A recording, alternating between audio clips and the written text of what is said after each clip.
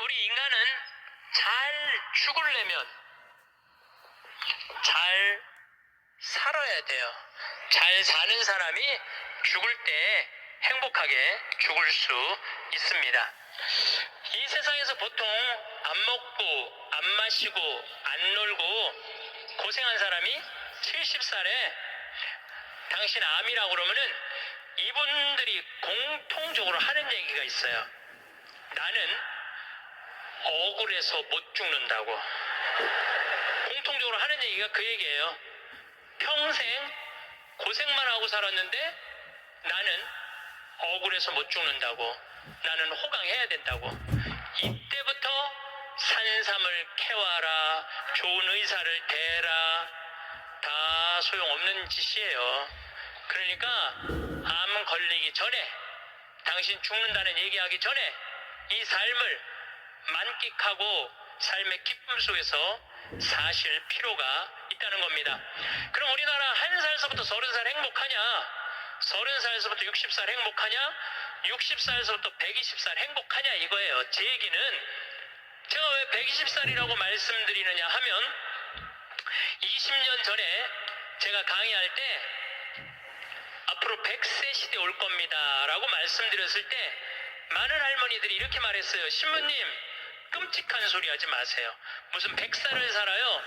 그런데 요즘 텔레비전에 100세 안보장, 100세 연금보장 나와요 안 나와요? 나오죠? 이런 거 나올 줄 꿈에도 몰랐을 거예요. 그럼 앞으로 20년 후에 텔레비전에서 100세 안보장, 100세 연금보장 나올까요? 20년 후에는 120세 안보장, 120세 연금보장 나오게 돼 있어요. 그렇다면 지금 60 되신 분들은 앞으로 몇 년을 더 살아야 되느냐면은 60년을 더 살아야 돼요. 60년을. 아까 첫 시간에 제가 이런 말씀 드렸어요. 남편하고 자식들을 위해서 전부 바치지 말라고. 얼마만 바치라고? 반만 바치라고. 반은 누구를 위해서 남겨놔야 돼? 나를 위해서 남겨놔야 돼요. 내가 행복해야지 남편도 행복하고 자식도 행복한 거예요. 내가 불행한데 어떻게 남편하고 자식이 행복할 수 있습니까?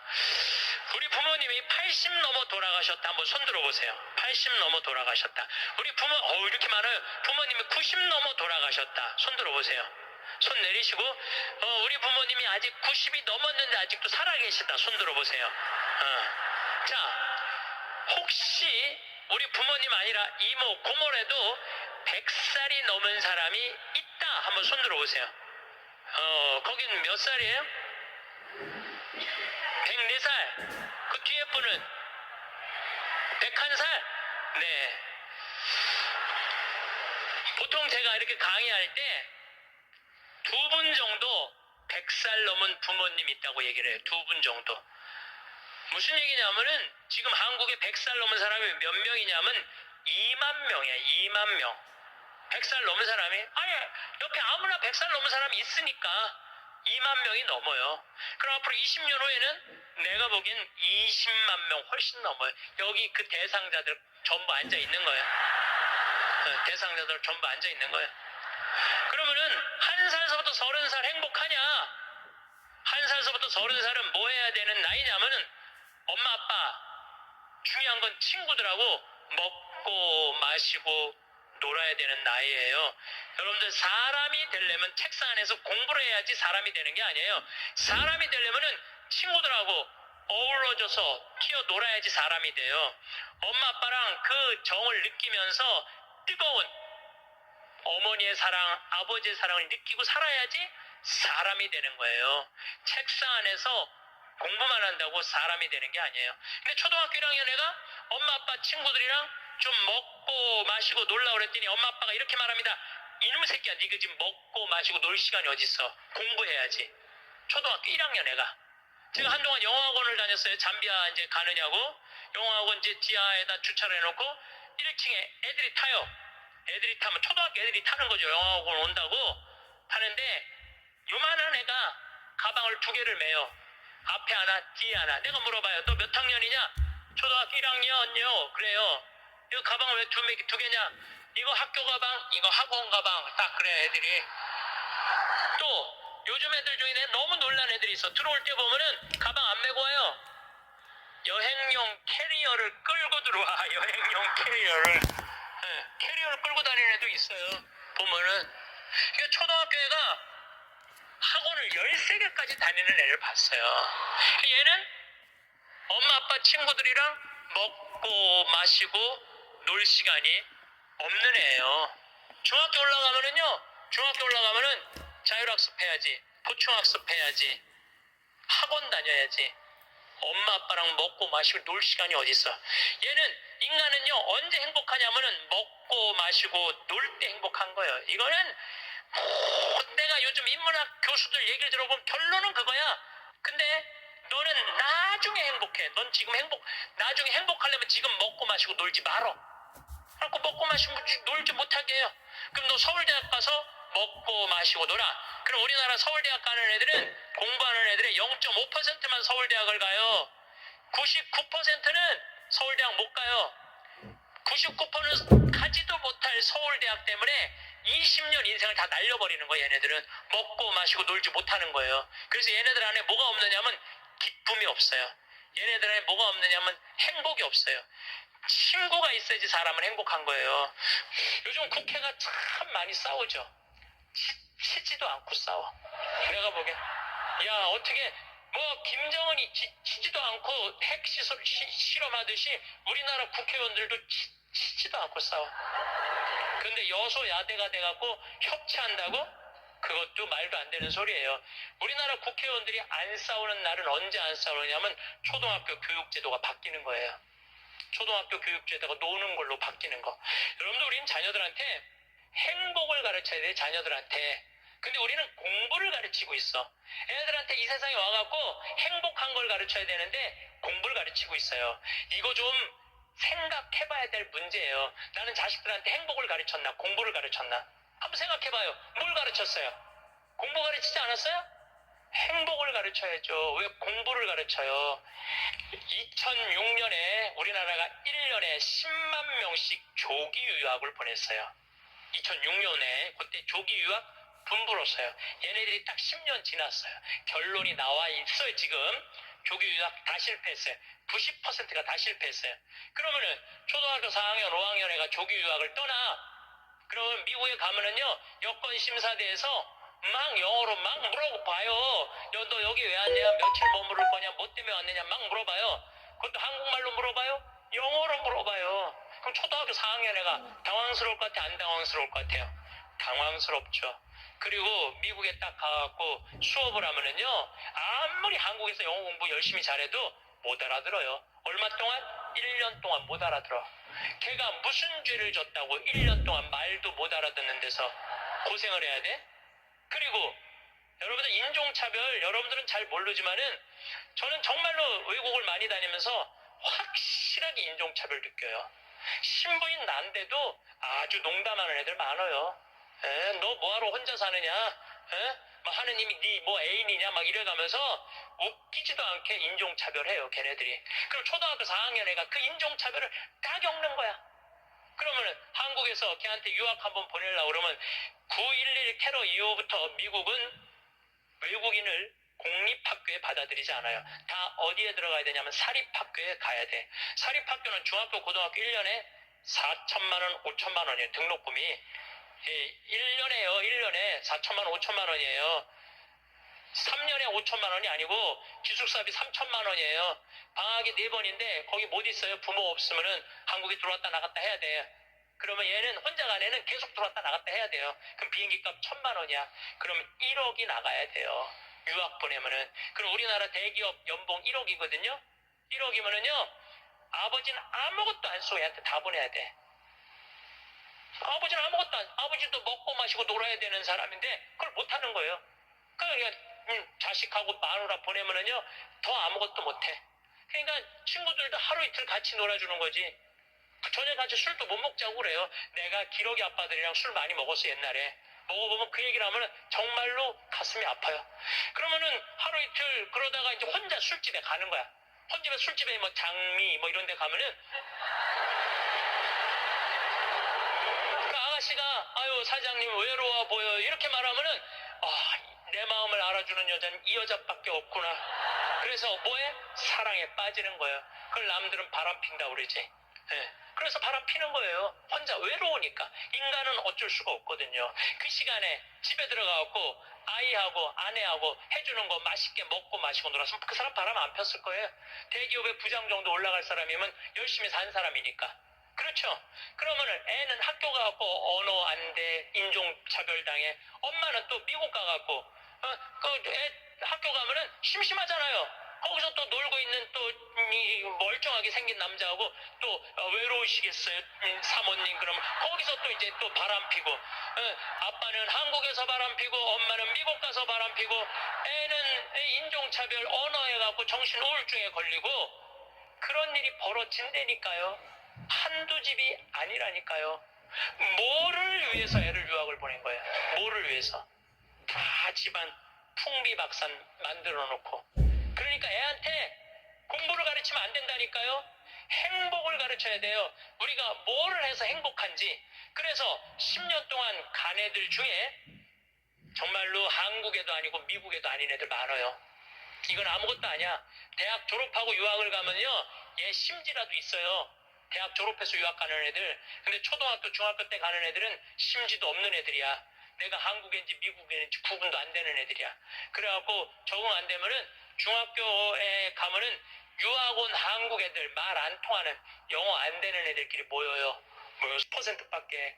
그러니까 90%는 다 망가지는 거야. 그래갖고 이제 한국에 돌아오면은 집안이 완전히 망가진 거야. 애는 집에서 나가지도 않고. 왜냐면 유학이라는 건 갔다 왔는데 대학을 졸업한 것도 아니고 한국에서 취직되는 것도 아니고, 그러니까 아무것도 못하는 거야. 그래서 나한테 와서 신부님, 얘 좀 고쳐달라는 거야. 자기가 10년 동안 망가뜨려 놓고 나한테 1시간 만에 고쳐달라는 거야. 아, 내 안수하면 손에서 아무것도 안 나오는데 뭘로 고쳐 내가. 그런데 이제는 1년에 10만 명씩 가던 게 이제 3만 명밖에 안 가요. 왜? 실패한 게 결론이 났으니까. 나는 그러지 말자는 거예요. 그 1년에 1억씩 유학비 보낼 돈 있으면 그 돈 갖고 한국에서 엄마 아빠 자식이랑 행복하게 먹고 마시고 놀으라는 거예요. 그럼 이 집은 깨지지도 않고 애는 아주 건강하게 자랄 거예요. 우리가 아주 중요한 거를 놓치고 있는 거예요. 별거 없어. 인생이 뭐 그렇게 복잡해? 그리고 여러분들 출세, 그것도 해봐야. 난 텔레비전 보면서 출세하는 거 하나도 안 부러워요. 뭐 민정수석 무슨 수석들 지금 그게 사람 사는 거예요? 저런 모습이? 차라리 그 자리에 안 가면은 거짓말도 안 할 거 아니에요. 그 자리에 가면 어쩔 수 없이 거짓말하고. 어떻게 보면 여러분들이 훨씬 행복한 분들이에요. 여러분들은 거짓말 일이 뭐가 있어? 누가 돈을 갖다 줘야지 안 받았다고 그러지. 누가 돈을 갖다 줘야지 안 받았다고 그러지. 참. 자, 그렇다면은 30살에서부터 60살은 행복하냐, 대한민국에? 자, 이 30살에서부터 60살은 저는 인생의 황금기라고 생각해요. 여러분들, 여행은 가슴이 떨릴 때 가야지 다리가 떨릴 때 가면 안 된다니까요. 근데 이때 가야 될 때야. 그런데 자식 공부시킨다고, 자식 출세시킨다고 나는 안 먹고 안 마시고 안 놀아. 30년 동안 그랬어. 그럼 이 사람은 30년 동안 껍데기 인생을 산 거예요. 자기 인생 산 거 아니에요. 자식만을 위해서 살았다고. 나는 자식 하나 잘 되면은 엄마의 기쁨이라고 그러는데, 그것도 옛날에 45, 46까지 살 때 얘기예요. 이제 여러분들 120살 살면은요, 자식이 90이 돼버려요. 그 자식 출세하는 거 여러분들 행복하고는 아무 상관이 없어요. 70살, 80살 된 자식하고 90살, 100살 된 여러분들하고 아무 상관이 없어요. 어떤 아버지가 딸을 공부를 잘 가르쳐놨어. 서울대학을 졸업하고 삼성에 취직을 했어. 근데 이 딸이 잘난 척하고 남자 얘기를 우습게 알고 시집을 한 거, 혼자 사는 거야. 아버지는 딸이 시집 가고 손자도 좀 안겨주고 좋은데 시집 가고 자기 호강도 시켜주기를 바랬는데 이게 혼자 사는 거예요. 설날 왔어 딸이. 그래서 아버지가 한마디 해요. 너 뭐가 부족해서 시집 안 가고 혼자 살고 있느냐고. 제발 시집 좀 가라고. 네가 학벌이 부족하냐, 미모가 부족하냐, 뭐가 부족한데 시집을 안 가냐고. 그랬더니 딸이 아버지 아버지를 보고 한다는 소리가 아버지 답답한 소리 하지 말라고. 요즘 시집 가는 게 얼마나 힘든 줄 알아요? 뭐가 힘들어? 넌 부족한 거 없어. 다 갈 수 있어? 그랬더니 아버지 한심한 소리 하지 말라고. 아버지 대통령도 못 간 시집을 내가 어떻게 가? 생각해보니까 대통령도 시집도 못 가고 시집만 못 가. 요즘은 아주 그냥 처지가 아주 곤궁하게 됐잖아요. 그래 또 아버지가 질 수가 있어? 그래서 한마디 더 해요. 그래? 그렇다면은 네가 그렇게 시집 안 가고 혼자 살 거면 너도 대통령이라도 좀 해보라고. 아버지도 좀 최순실처럼 호강 좀 해보게. 그랬더니 딸이 아버지 보고 한심한 눈으로 쳐봐도 한마디 더 해요. 아버지 답답한 소리 하지 말라고. 뭐가 답답한 소리야? 아버지가 대통령을 했어야지 나도 해볼 거 아니냐고.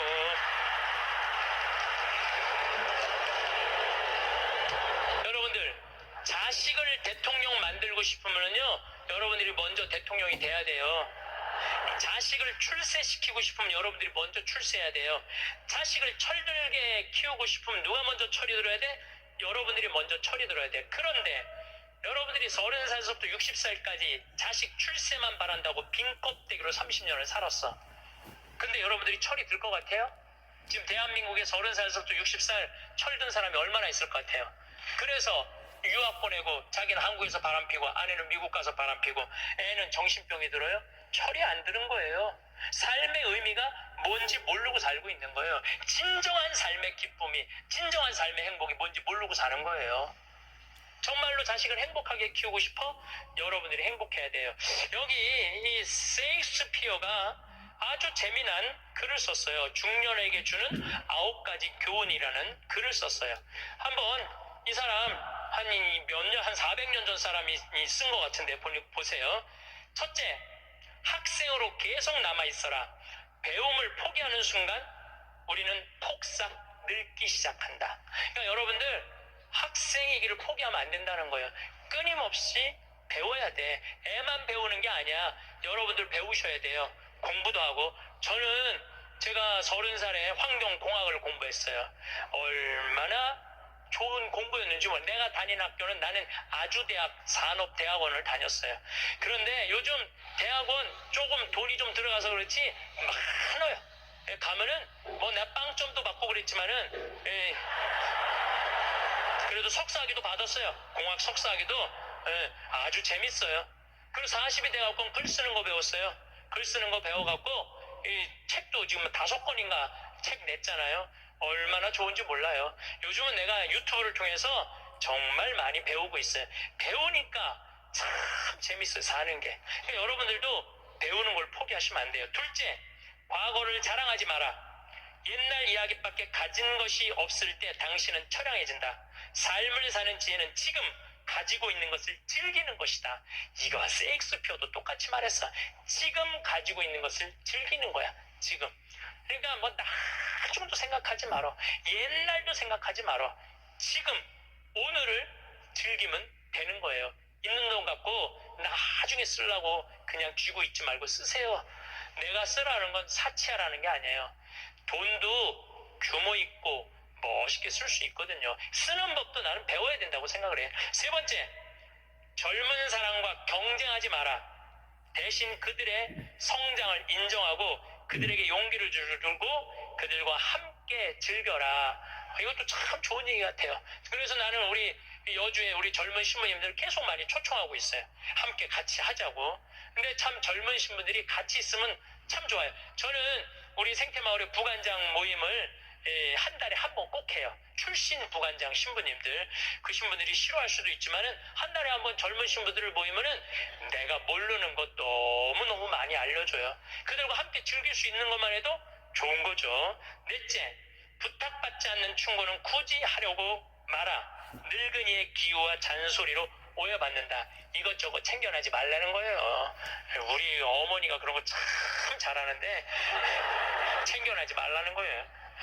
다섯째, 삶의 철학으로 삶을 철학으로 대체하지 말아라. 삶을 살아라는 얘기예요. 로미오가 한 말을 기억하라. 철학이 줄리엣을 만들 수 없다면 그런 철학은 지워버려라. 삶을, 현실을 살아라는 얘기에 괜히 개똥 철학하지 말고. 여섯째, 아름다움을 발견하고 즐겨라. 약간의 심미적 추구를 게을리하지 말아라. 그러니까 제가 이번 주 이선희 대전 공연이에요. 서울에 공연을 보니까 없더라고. 근데 우리 평창은 대전이나 서울이나 거리가 똑같아. 그래서 이제 대전으로 가는데 점점 나이를 먹으면 먹을수록 공연도 많이 가요. 저는 여기 이 삼성 여기 뭐 스퀘어인가 여기 공연 많이 와요. 예술의 전당도 많이 와요. 많이 와야 1년에 많이 온다고 그래. 1년에 두세 번이야. 그 두세 번이라도 공연을 즐길 수 있으면 삶이 굉장히 풍요로워지더라고요. 또 일곱째, 늙어가는 것을 불평하지 마라. 가엾어 보인다. 몇 번 들어주다 당신을 피하기 시작할 것이다. 나 늙은 거 자랑하지 말라는 거예요. 그것도 맞는 얘기 같아요. 늙은 거 누가 뭐 알아주기는 해요. 아무도 안 알아주죠. 나이 먹은 거 자랑 아니야, 내가 보기에는. 그리고 나이를 먹으려면 곱게 먹어야 돼.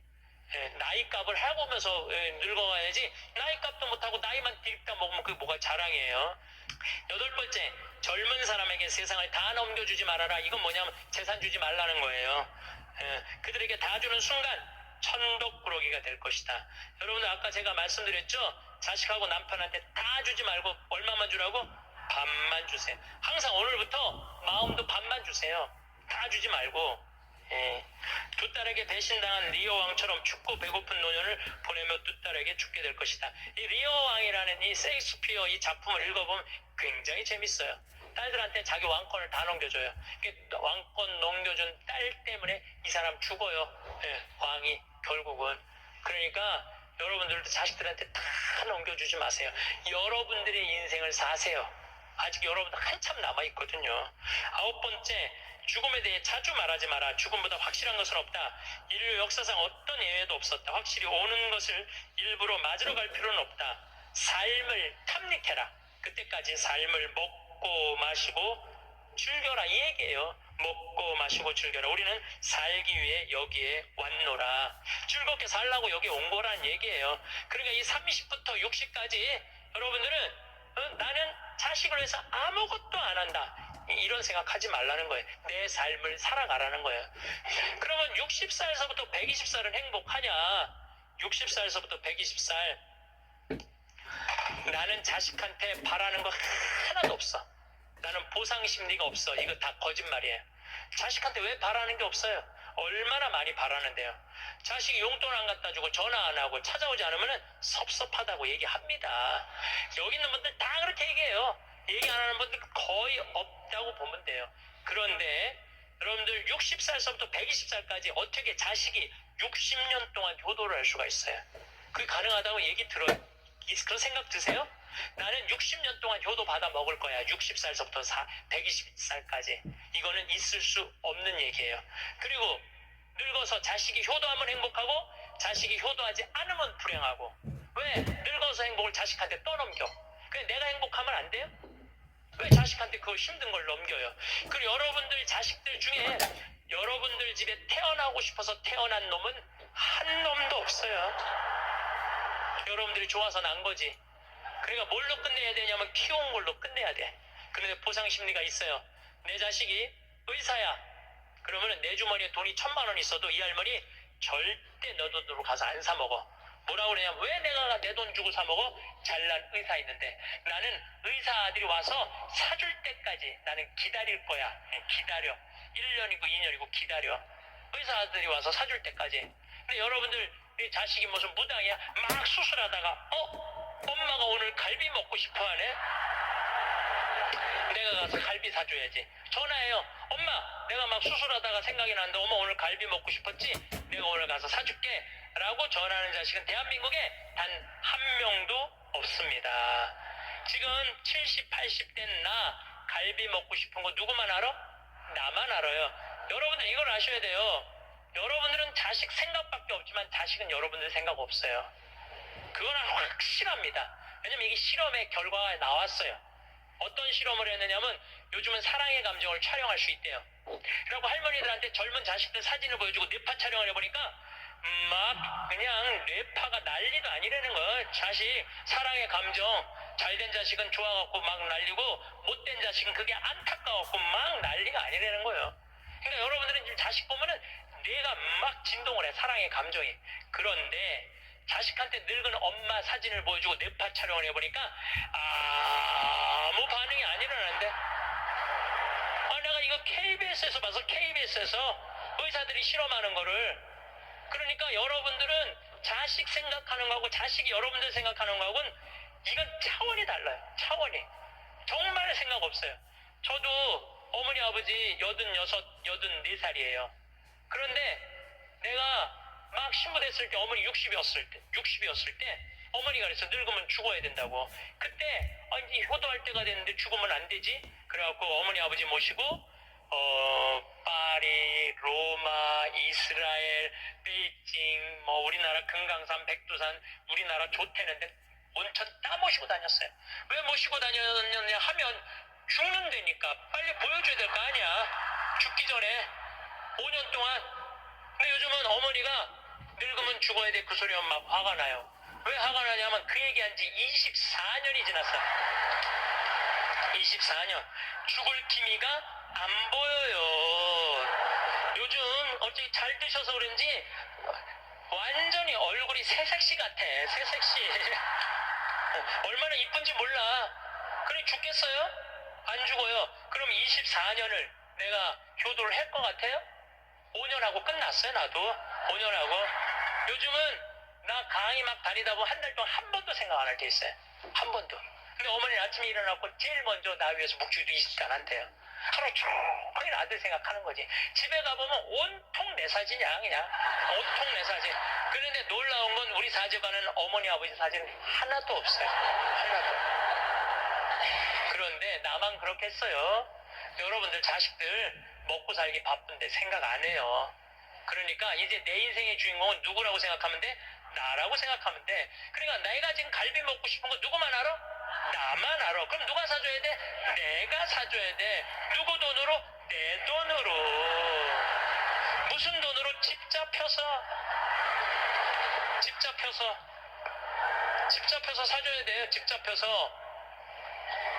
그런데 우리나라 노인이 지금 700만 명이에요. 65세 이상이. 그러면은 부부가 산다고 하면 350만 세대죠. 350만 세대 중에 집 잡혀서 주택연금으로 사는 세대는 3만 5천 세대에 지금. 그럼 100명 중에 1명만 연금으로 사는 거예요. 자, 나 65세 넘었다. 한번 손 들어봐. 65세 넘었다. 왜 손 안 들어? 여기 지금 다 내 눈에 보이는데 이렇게 많어. 자, 손 내리세요. 자, 이 중에 나 정말로 집 잡혀서 연금으로 생활하고 있다면 손 들어보세요. 지금 한 분, 두 분, 그러니까 제 말이 세 분, 네 분, 제 말이 맞아요. 지금 여기 한 1000여 분 있는데 거의 100명 중에 1명만 집을. 그런데 이 집 잡혀서 사는 분과 집 안 잡혀서 자식한테 물려주겠다는 분하고 삶의 질은 또 달라요. 집 잡혀서 한 달에 150만 원이나 200만 원을 받아 사는 사람들은요, 근심 걱정 하나도 없대요. 마음이 그렇게 편안하대요. 그런데 자식들 용돈 받고 집 물려줄 생각으로 용돈 받고 사는 분들은 어떤 때는 자식이 10만 원도 갖다 주고 20만 원도 갖다 주고. 우리나라 평균 용돈이 10만 원이에요. 평균 부모님한테. 그럼 20만 원도 갖다 주고 30만 원도 갖다 줘. 근데 어떤 달은 100만 원도 갖다 줘. 100만 원도 갖다 주면 이 할머니가 그 돈을 못 써요. 왜 못 쓰는 줄 아세요? 다음 달에 얼마를 갖다 줄 줄 알고 이거 홀딱 깎았어. 그러니까 계속 불안하게 사는 거야. 계속. 늘 불만 속에서 사는 거야. 내 인생의 주인공은 난데 남한테 계속 기대고 사는 거예요. 그러시지 마세요. 내 강의를 듣고 정말로 당신 스스로 갈비를 사 먹으러 간 할머니들이 나한테 편지 많이 해요. 또 찾아도 많이 와요. 신부님 말대로 내 돈으로 사 먹어보니까 인생이 바뀌더래요. 어떻게 바뀌느냐면 더 이상 자식 기다리지 않게 되더래요. 그리고 더 이상 원망하지 않게 되더래요. 더 이상 섭섭한 거 없더래요. 그냥 내 돈 갖고 내가 사 먹으면 되지. 대신 너는 나한테 재산 끝이야. 이렇게 딱 정리가 되고 나니까 너무 편안하더래요. 그리고 남은 인생은 내가 책임질 수 있겠다라는 자신감이 생기더래요. 그래서 너무 감사하다고. 너무너무 감사하다고. 아니 그 할머니 중에 내 강의에 딱 맞는 할머니 한 분 오셨어. 여기 여의도에 사는 분인데 개신교 다니는 분이야. 순복음교회 다닌대요. 빌딩이 3개가 있대. 우리 집에 왔는데 뭐 하여튼 에쿠스 뭐 900인가 뭐 리무진인가를 타고 왔는데 어마어마하게 좋은 차를 타고 왔어요. 예, 에쿠스가 아니라 제너시스. 뭐 기사를 대갖고 왔어. 근데 그러는 거예요. 신부님, 내가 40에 혼자 돼갖고 아들 셋을 키웠다는 거. 신부님 말대로 의사, 교수, 사장이라는 거야. 근데 2년 전까지는 내가 너희들 그렇게 키웠는데 왜 나 한번 안 찾아오느냐. 맨날 원망했대요. 근데 어느 날 갑자기 내가 그러더래요. 늙어서 갈비 먹고 싶으면 지 돈으로 사 먹으라고. 왜 자식을 기다리느냐고. 근데 자기 돈으로 사 먹어보니까 더 이상 안 기다려지더래요. 섭섭한 거 없더래요. 그리고 사는 게 너무너무 즐겁더래. 내 자식하고의 이런 관계를 끊고 내 삶을 살다가 보니까 걸리는 게 하나도 없대. 그러니까 여러분들도 그렇게 사셔야 돼요. 언제까지 자식하고 엉겨서 그걸 살 수 있다고 생각하세요? 그냥 내 인생의 주인공은 나야. 내가 알아서 살아야 돼. 그래서 여러분들의 인생을 꼭 사시기를 바랍니다.